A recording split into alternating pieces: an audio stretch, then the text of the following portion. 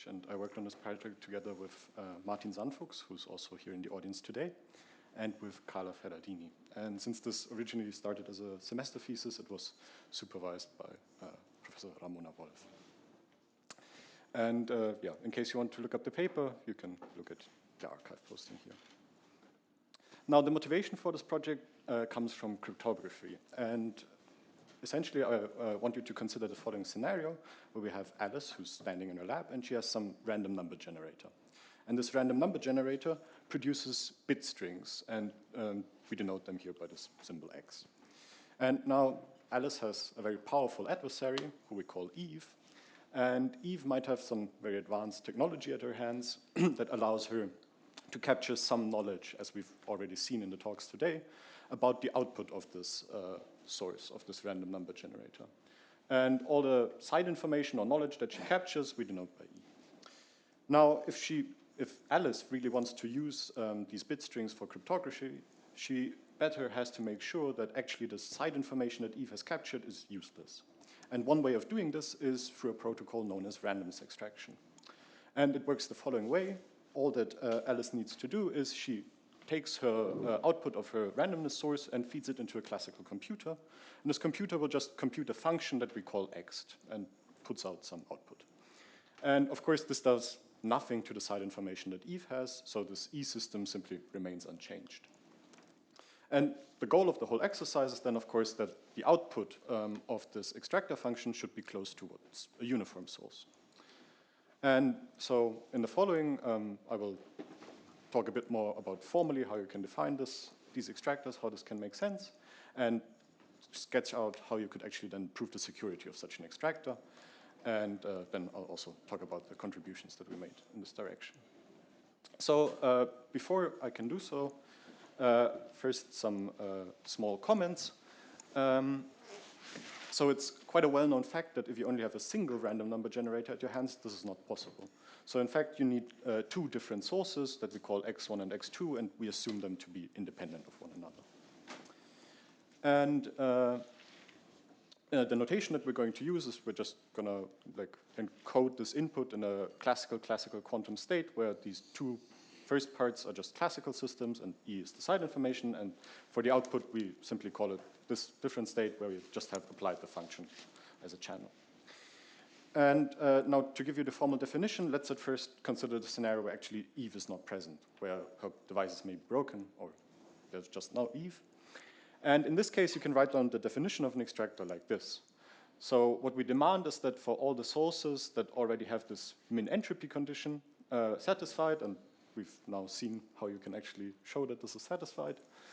And so if this is the case, and if then we are guaranteed that the output of our extractor is close to a uniform source, which is just the maximally mixed state, then we call our function a K1, K2, epsilon two-source extractor. Now, if there is side information, then the definition looks like this, where obviously we now have some conditional min entropy condition, and we've introduced these E systems, and we want our output to be completely uncorrelated with the output of this source of randomness. So that's why the tensor product is here. And this little star should tell you that actually there are still some modifications that we have to make to this definition. And this comes from the fact that there's not a single definition of a two-source extractor. Rather, there are like many different classes of extractors that you could consider. And I like to think about it a bit like building with Lego bricks. You can kind of choose different bricks and piece together different security models in which you want your extractor to be secure. And let me now show you kind of two of these choices that you could make. So first, you could, for example, demand that actually the side information that Eve collects is purely classical. Or you could be more general and allow also for quantum side information. And secondly, you can make different demands on the structure of this input state, row x1, x2, E. And if you recall the case where there's no side information, but we demand our extractors or our randomness sources to be independent of one another, you would have this tensor product structure. Now, a special case of this is what's known as seeded extractors. For seeded extractors, you assume that one of the two sources already is a perfect source of randomness. So it already is this omega state. If you want to be more general, you can consider what's known as the product type model. In the product type model, you assume that there is side information and that it's kind of separate on both of these two sources of randomness. So you have side information E1 and source 1, and considering it, it's completely independent of source 2 and the side information on this source. If you want to be yet more general, you call it the Markov model, and in the Markov model, you just have that they form a Markov chain. Now, I don't want to give you a specific example of an extractor. I just want you to know that this function that we call the order extractor, which was introduced by Dodes and co-workers, that's quite a popular choice, and they have proven in this paper that it's a K1, K2, and then this epsilon has this scaling here, two-source extractor. Now, I don't want you to focus here on the scaling. We'll come back to that later. Basically, what I want you to take away here is that this is quite a popular choice for an extractor because it's actually feasible to be implemented nicely. Okay, with this, we can now come to how you would actually prove the security. And for this, I want to shortly sketch out two different approaches that you could take. The first one we call the all-in-one approach. It's not very descriptive. It just tells you, like, you just have to find an upper bound somehow. This is, of course, much easier said than done. But if you can manage to find such a proof here, it will most likely be very specific to the extractor construction. So most likely, if you prove it for the de-order extractor, you can't easily generalize it to different extractors. On the other hand, you have what we call the modular approach. And here you can use the following fact, because if you have an extractor, like the de-order extractor, that's already proven to be secure in the case of having no side information, you can kind of extend the security. And you can show that such an extractor will be secure against classical product type side information as well. Then you can go one step further. You can show such an extractor is also secure against quantum product type side information. And this, in turn, will also be secure against the quantum Markov model. However, there's a caveat to this, because you have to pay a price for each of these kind of extension steps that you do. And this will be in terms of the performance of your extractor. So if you start with a K1, K2 epsilon extractor, you will get a new extractor in this extended security model, but now this K1 and K2 will most likely be bigger, and also this epsilon, this security parameter, this will increase. And here in particular, this middle kind of step is very detrimental. So if you go from classical to quantum product type side information, this prefactor in front of the epsilon is quite large. In fact, it will scale exponentially with the output length of your extractor. And we'll focus on that in a second. Just before we do so, a small side comment. Of course, going the other direction is more or less trivial, because if you have classical product type side information, no side information is just a special case of that. And classical product type model is, of course, a special case of having quantum product type side information, which in turn is a special case of the quantum Markov model. So if you have an extractor that's secure against the quantum Markov model, then it will be secure in all of the settings that I've shown to you so far. So now let's really focus on how you can do this step here. And the way it works is, so we start with this condition that we need to upper bound here. And a tool that you can use here that's very helpful is what's known as the classical quantum XOR lemma. And it tells you that you can upper bound this by the square root of the sum over all bit strings S that are of length m and not 0. And then you sum together the square of these terms here. And basically the only difference between these trace distance terms on the left-hand side and on the right-hand side is that additionally we introduce this bit string S, and what we do is we take the inner product modulo 2 between the output of our extractor and these bit strings. Then you can go one step further and use a result by König and Terhal. And now this again looks very similar. The only thing that changed is that we needed to introduce this channel lambda here, which looks a bit complicated, but it's just a pretty good measurement, which we've already seen. For those who are not too familiar with it, for a pretty good measurement, we just have a channel that performs a measurement that corresponds to having these POVM elements, where we have some classical quantum state. So that's classical on Z and quantum on E. And this is the non-normalized conditional state. And so what happens here, if we perform a classical, a pretty good measurement with respect to the state here, we go from having quantum side information to having classical information. So after it's measured, of course, becomes classical, and in fact, it will be just a two-level system here. So this I denotes some classical two-level system. So, and also we lose the square. Now, if you go one step further, if you have the product type side information, like with the state here, it's quite easy to show that actually this will factorize then into two separate pretty good measurements. One where you measure the E1 part of the side information, and the second one where you measure the E2 part of the side information. And we also use data processing to kind of get rid of this S dot up here. Now, in a very last step, you can again use data processing. And with this, you basically just remove the S, the inner product modulo 2 between the output of the extractor and this bit string of length S here. And now, if you take a look at this expression, you will realize that this is basically now the security condition of this extractor, where we have classical product type side information. Because after we've measured the quantum product type side information with these separating or these product pretty good measurements, we get classical product type side information. So just by assumption, we know that this will be upper bounded by epsilon. And then you immediately get the following statement that any K1, K2 epsilon 2 source extractor against classical product type side information is now an extractor against quantum product type side information. And here, this penalty term will be square root 2 to the 2m. Now, with this, we can kind of come to the results. And first, I'm going to present the results for this modular approach that I've sketched out to you. And then afterwards, I'll just quickly state the result that we found in the all-in-one approach, which is very specific to this Diora extractor. So as you've seen, what's quite useful was this classical quantum XOR lemma. And earlier, we have already the applied version. In general, the statement holds for an arbitrary CQ state, where we have some m-bit random variable z, and yeah, here just the CQ state. And in this case, the classical quantum XOR lemma looks like this. So this should look very familiar.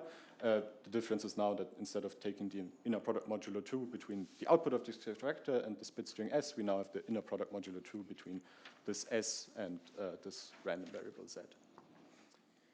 Now, for comparison, I mean, there are many different XOR lemmas, but there's one by Basirani, which looks very similar.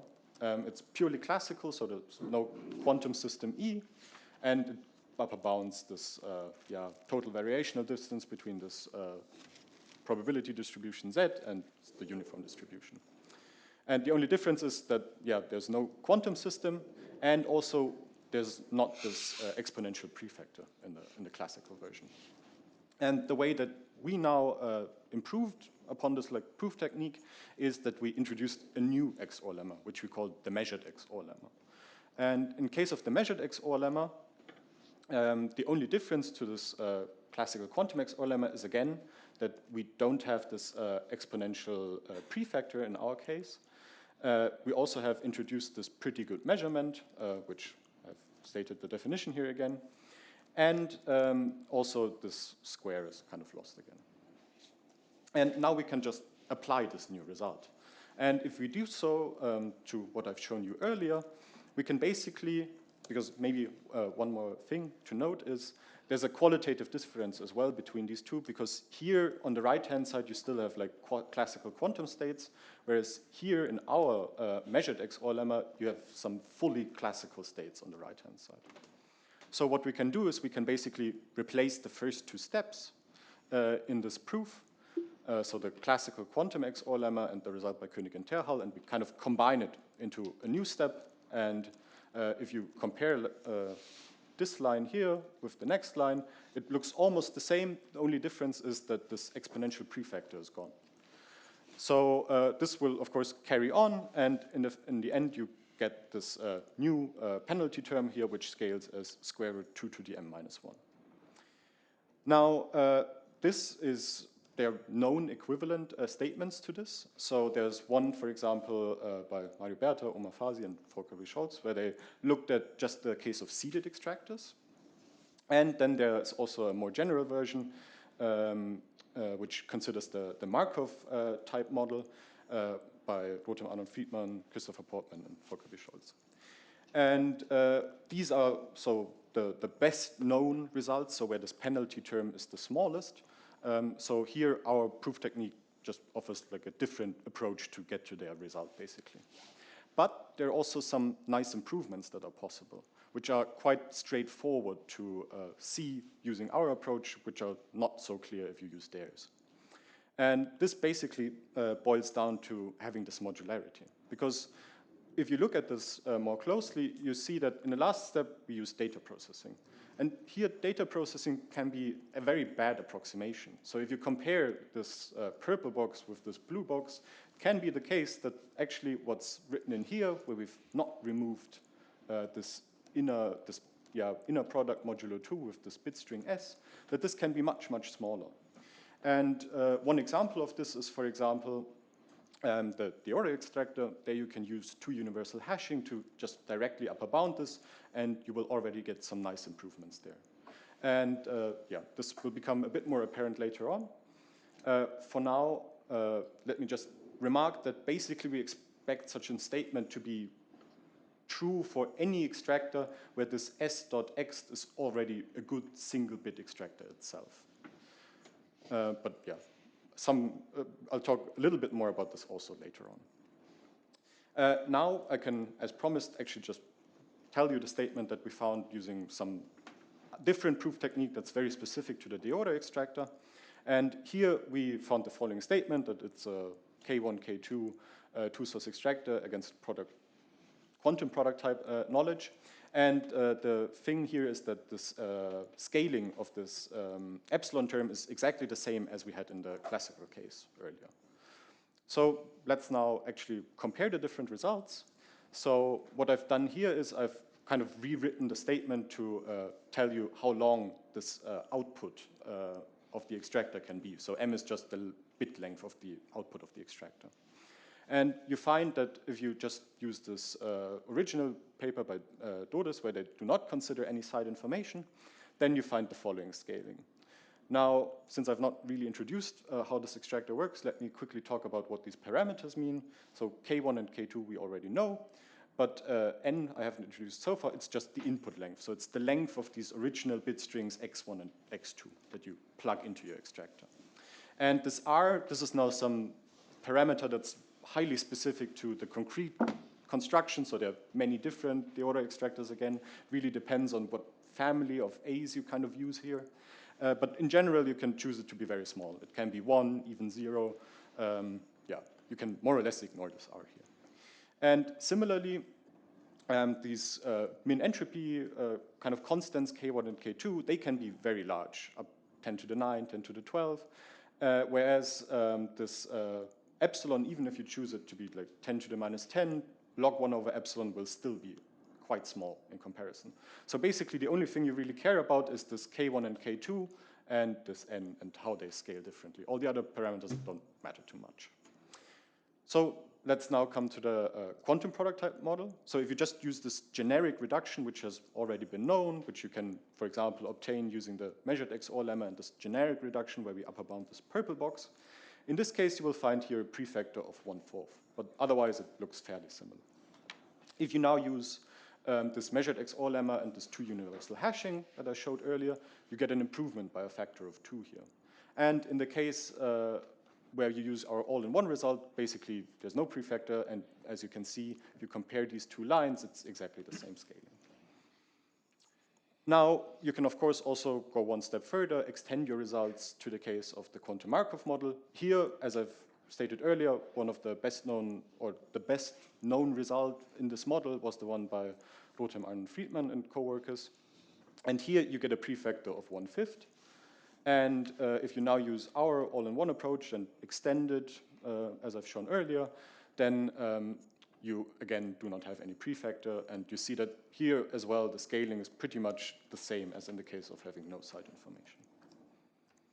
So with this overview, let me just quickly talk about like 2 directions that we think that could be interesting for the future.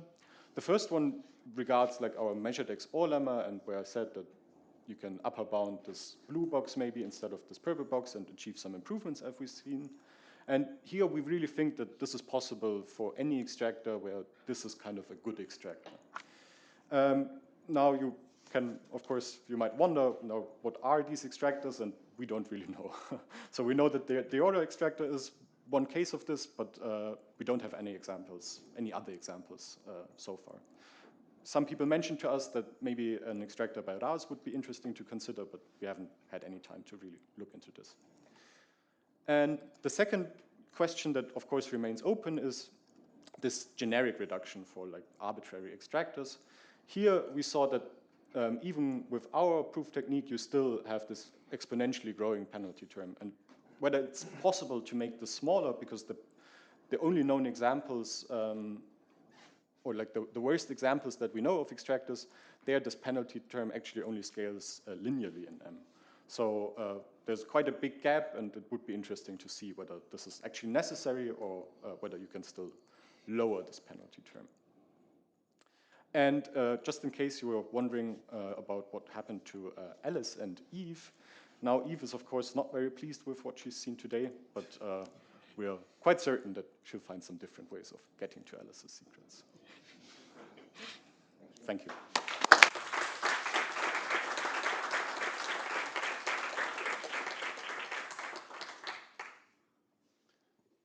Questions for Jakob?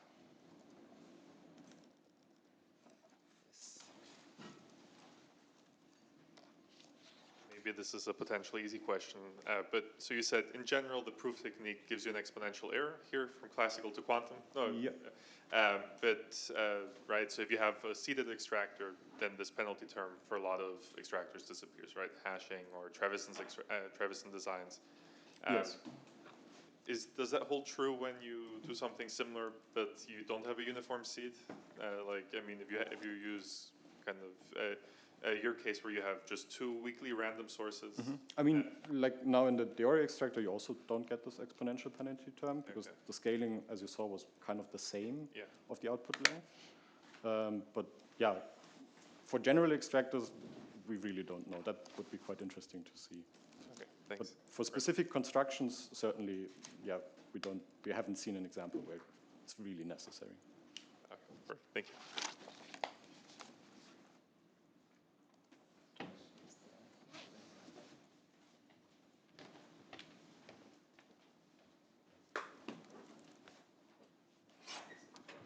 Thanks for the nice talk. I think this is a super naive question, but when you give all the inputs, it looks, why are you subtracting with the input length n? Like it shouldn't k also depend on the input length? So why does this work so? But like I guess I'm asking, why does the epsilon like not? I would want the epsilon to go to 0, right? But somehow I'm subtracting the input length, and I expect K1 and K2 to also depend on the input length? Yes, so, they of course have to be smaller than the input length, kind of. Yeah. Yeah, in this case, this is, I guess, probably due to the extractor. I mean, there are some constructions where I think you do not necessarily need an amount of entropy in both of the sources that scales kind of linearly with this n. But in this case, you actually do need it to make any sense. Otherwise, if this is, of course, lower than n, then yeah, there's not much hope. Right. Okay. Thank you. Like the sum, I mean. Yeah. Thank you.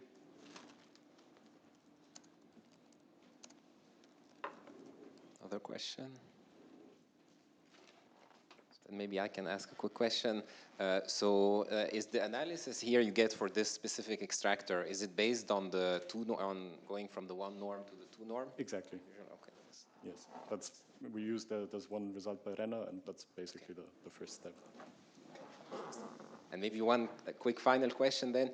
I think in the paper you mentioned we also had a result saying that if k is extremely close to n, then you can also bound the error as well. right? So we had a prefactor 2 to the n minus k. I'm wondering if you can analyze that as well. Actually, I didn't know about that Okay. statement. I'll take a look at that. Thank you. Thanks. If there are no more questions, then let's thank Jakob again.